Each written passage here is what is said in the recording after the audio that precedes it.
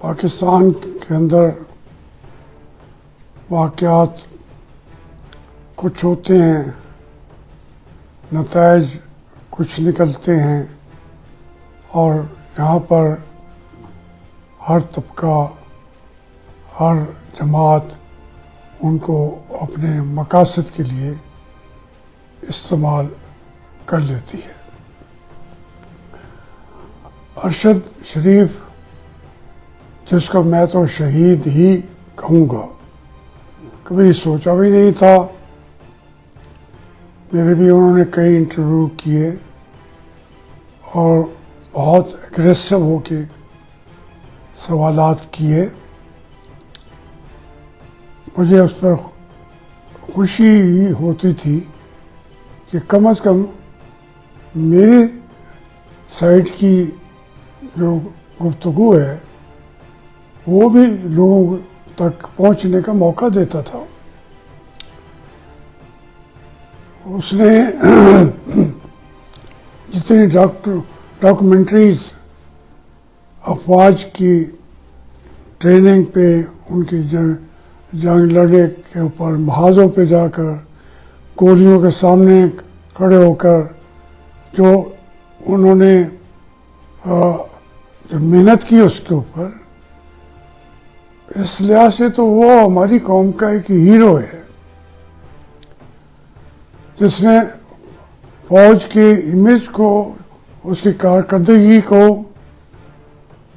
ختم کر کے پیش کرنے والوں کو ایک لحاظ سے بڑا کرارا جواب دیا کہ یہ آرمی، اس کا دفاعی نظام اور ملک کے لیے بے لوث خدمت اور جذبے سے بھری ہوئی افواج پاکستان، ان کا کوئی جواب ہی نہیں ہے دنیا کے اندر۔ یہ میں نے اس کی ڈاکومنٹریز دیکھ کے انہی کی وجہ سے یہ باتیں میں کر رہا ہوں۔ اب دیکھیں یہ ہوا کیسے، کیوں ہوا، کہ نہ ہوتا تو اچھا ہوتا، لیکن میں اس کے لیے آپ کے سامنے ایک چھوٹی سی اپنی کہانی بھی پیش کروں گا۔ یہی کہانی پاکستان کے تمام ان نوجوانوں کی ہے، ان سیاسی جماعتوں کی ہے، ان تحریکوں کی ہے جو پاکستان کے لیے مر مٹے تھے۔ بنگالیوں نے جمہوریت کے نام پر ایک لحاظ سے بغاوت کر دی۔ پاکستان میں بھی قائد اعظم نے خود اس وار کیمپ سے، ان جرنیلوں سے، کرنیلوں سے، قائد اعظم نے بغاوت کر دی۔ پہلا باغی اس طاقت کے خلاف قائد اعظم محمد علی جناح بن گئے، اور انہوں نے کہا کہ میں تمہیں ایسا نہیں کرنے دوں گا، لیکن بدقسمتی کہ جو وہ کہہ رہے تھے نہ انہوں نے مانا، نہ اس کی تعظیم کی، بلکہ قائد اعظم کو زیارت کے دور دراز پہاڑوں کے اندر پہنچا دیا، موت کی وادی کی طرف، جہاں سے ان کی لاش ہی واپس آئی۔ تو یہ جو کرنل تھے، جو جنرل تھے، ایوب خان، اکبر خان، دوسرے تیسرے، ان کی شروع سے انہوں نے قائد اعظم کو کہا کہ یہ ملک برطانیہ نہیں ہے، یہ پاکستان ہے، اور یہ اسی نظام کے ساتھ ہی زندہ رہ سکے گا۔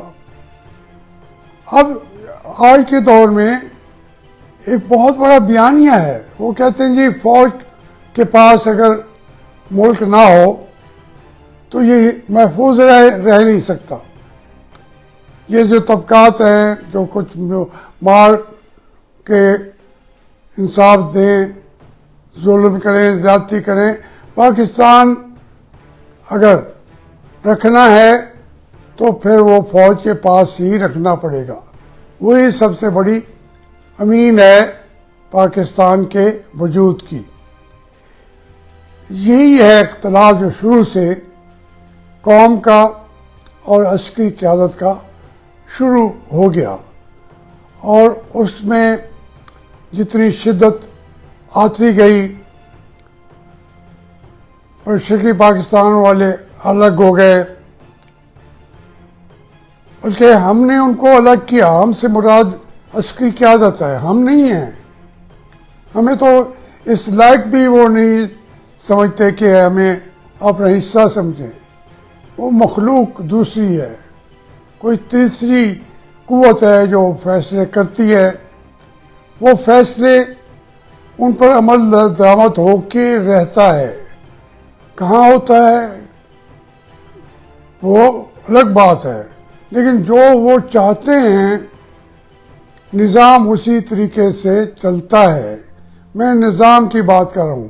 میں آج مسلم لیگ کی بھی بن کے بات نہیں کر رہا. میں تحریک انصاف کا بن کے بھی بات نہیں کر رہا.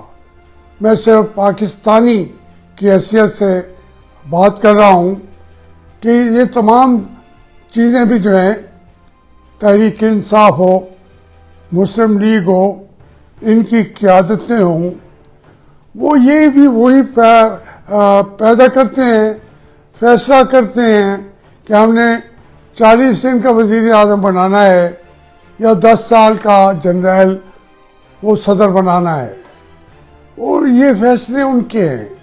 اب اس میں کچھ لوگ جو ہیں وہ کچھ سمجھتے ہیں کہ ہم جمہوریت کے لیے کام کریں گے، کیونکہ پاکستان جمہوریت کے بغیر رہ نہیں سکتا.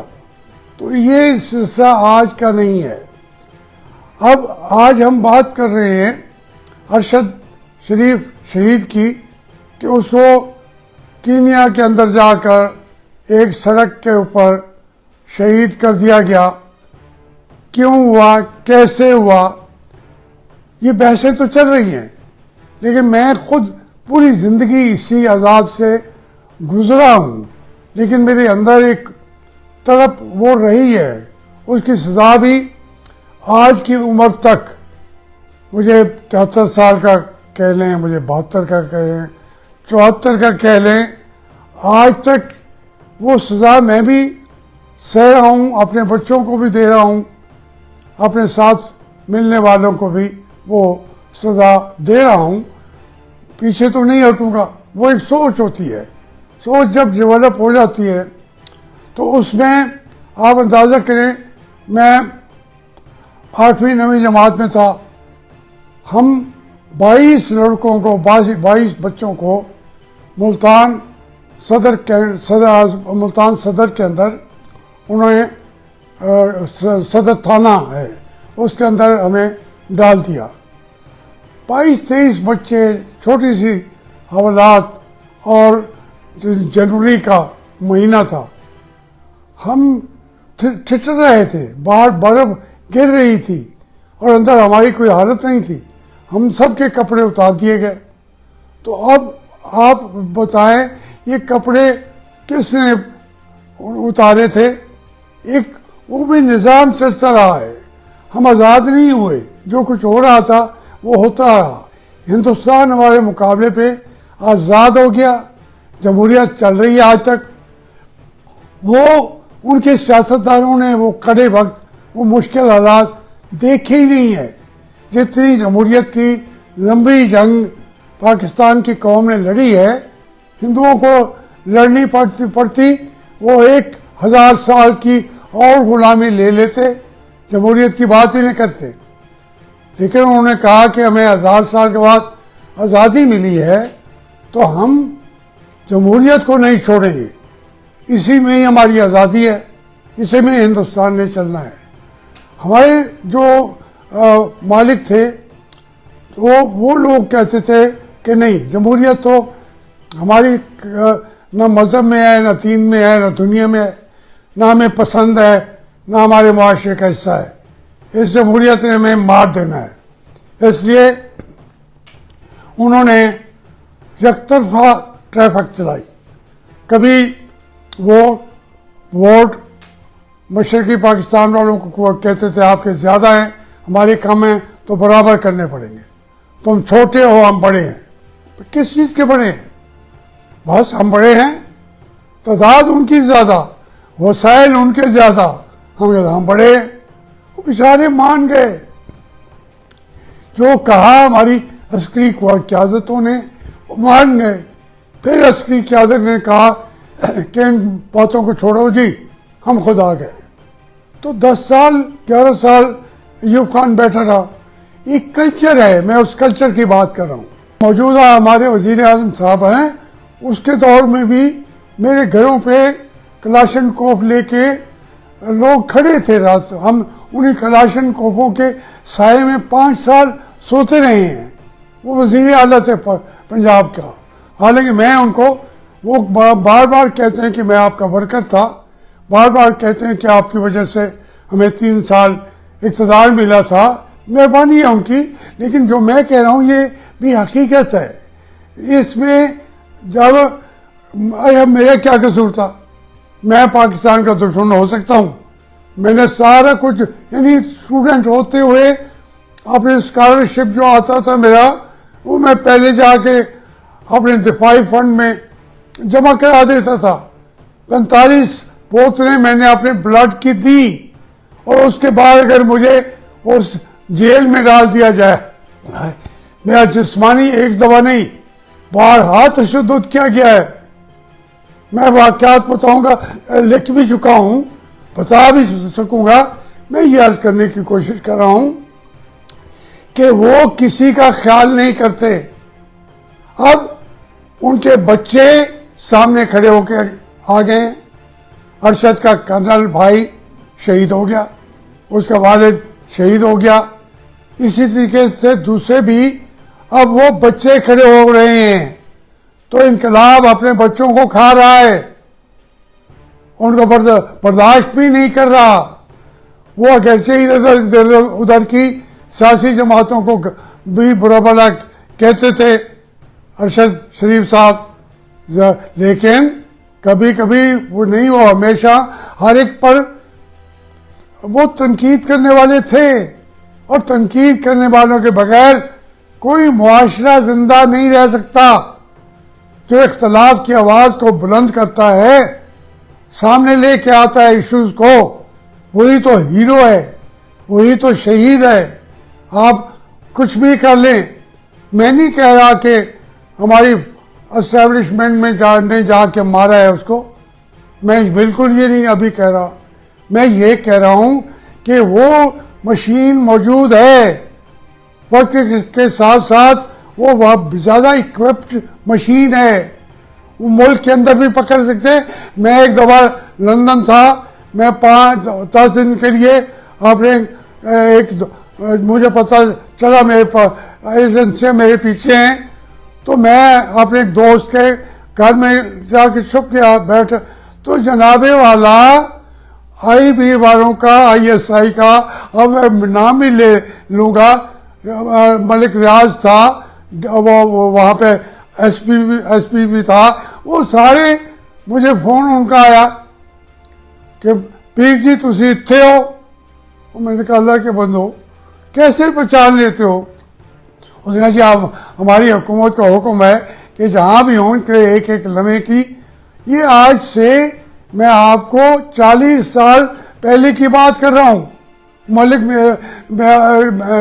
ریاض جو ہے اس کا بھائی ملک امتیاز DIG بنا, IG بنا, میرا کلاس فیلو ہے, وہ بھی سن رہا ہوگا.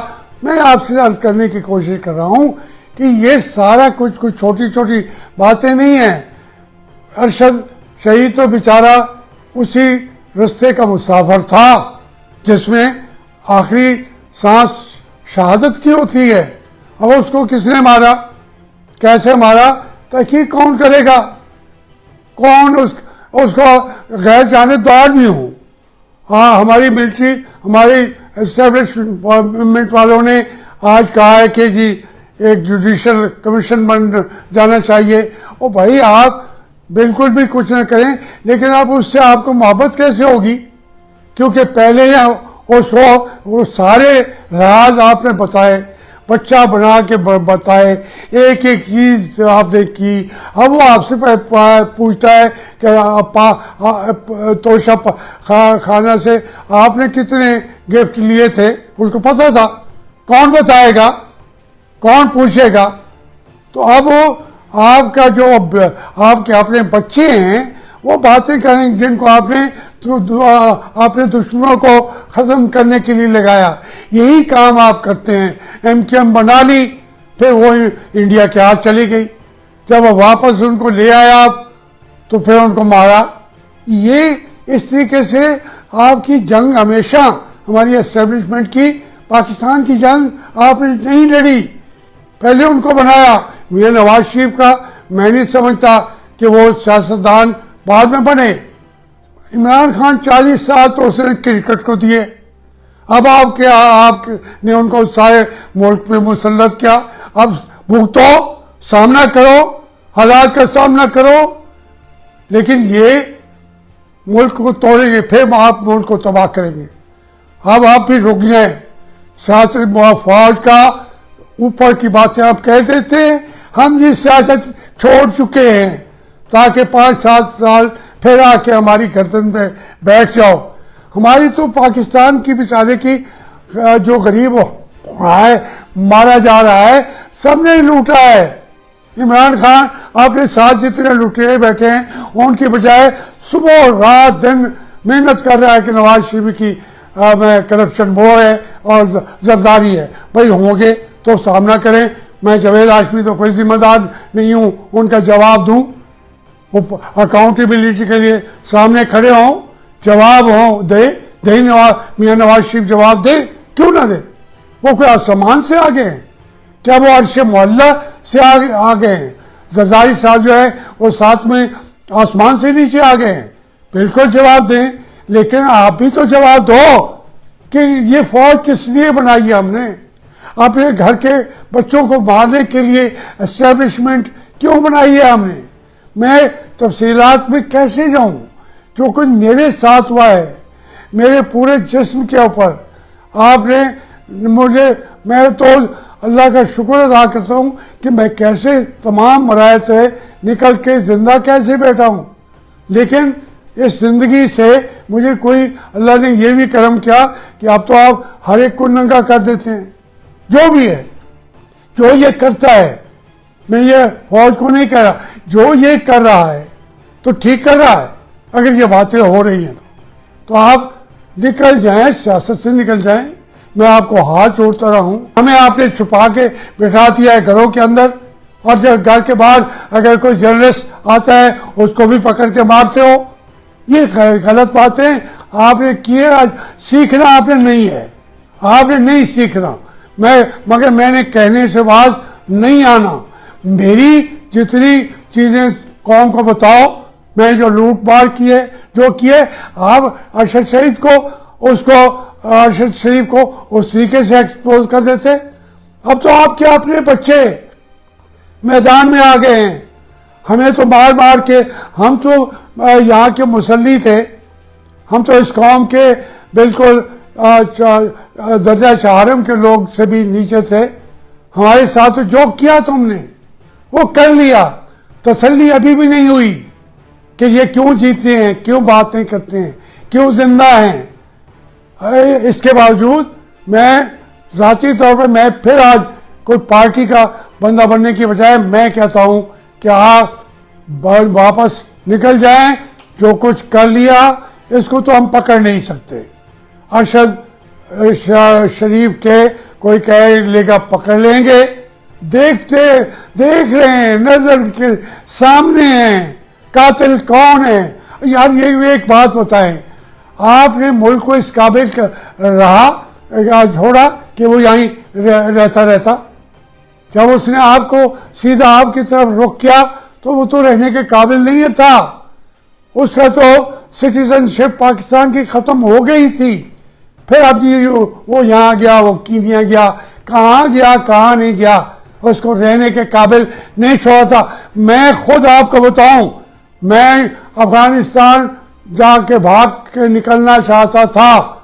اجمل خٹک صاحب, ان کی چونکہ وہاں پر حکومتیں تھیں, پیپل پارٹی کی بھی تھی, پیپل پارٹی تو خیر یہ ہمارے ساتھ کر رہی تھی, لیکن وہ افغانستان میں جانے کے لیے تیار ہو گیا. دوستوں سے بات کی, انہوں نے بھی کہا کہ ٹھیک ہے بندوبست کر لیتے ہیں, لیکن میں نے کہا کہ نہیں یار, وطن کو کیسے چھوڑیں. پھر مجھے قذافی سے ہم نے ایک انویٹیشن منگوایا. جب جہاز میں جا کے بیٹھا تو وہاں یوتھ کی کانفرنس ہو رہی تھی. قذافی صاحب نے مہربانی کی, میں جہاز میں بیٹھا, میرا سامان ٹریپولی پہنچ گیا, مجھے اندر جہاز سے جا کے پکڑ کے باہر نکال دیا انہوں نے. یہ آج تو زمانہ اور تیز ہے, آپ تو زیادہ طاقتور ہو گئے ہیں, آپ تو زیادہ آرگنائز ہو گئے ہیں. میں نے پاکستان سے جانے کی کوشش یہ کی کہ وہ ابھی ایج ہے, وہاں جا کے پڑھوں گا. اگر انہوں نے مجھے جیلوں میں ڈال دیا, مجھے مرڈر کیسز کا سامنا کرنا پڑا, جو مرڈر کیسز ہیں, یہ سب چیزیں آپ کرواتے ہیں ہم سے. جب ہم اے ہوتے ہیں, دوسرے بی کو کہتے ہیں اس کو ختم کرو, پھر اس کا ریکارڈ رکھتے ہیں. جو ہم لوٹ مار چھوٹی موٹی کریں بھی صحیح, اس کا ریکارڈ تو ہوتا ہے. خدا کے لیے روکنے والے بن جائیں, اپنے آپ کو بھی روک لیں, تب پاکستان بچ جائے گی. پاکستان زندہ باد کہیں گے, ورنہ تم نے تو پاکستان کو مرد آباد کرانے کا کوئی مرحلہ چھوڑا نہیں ہے. مہربانی. یوٹیوب پر گوگلی ٹی وی دیکھنے کے لیے youtube.com کی سرچ بار میں گوگلی ٹی وی ٹائپ کریں. گوگلی ٹی وی کے پیج پر سرخ رنگ کے سبسکرپشن والے بٹن پر کلک کرنا نہ بھولیے. یوٹیوب پر اپلوڈ ہونے والی ویڈیو سے باخبر رہنے کے لیے بیل آئیکن پر کلک کیجیے. آپ کو ہر نئی آنے والی ویڈیو کے بارے میں نوٹیفیکیشن موصول ہو جائے گا.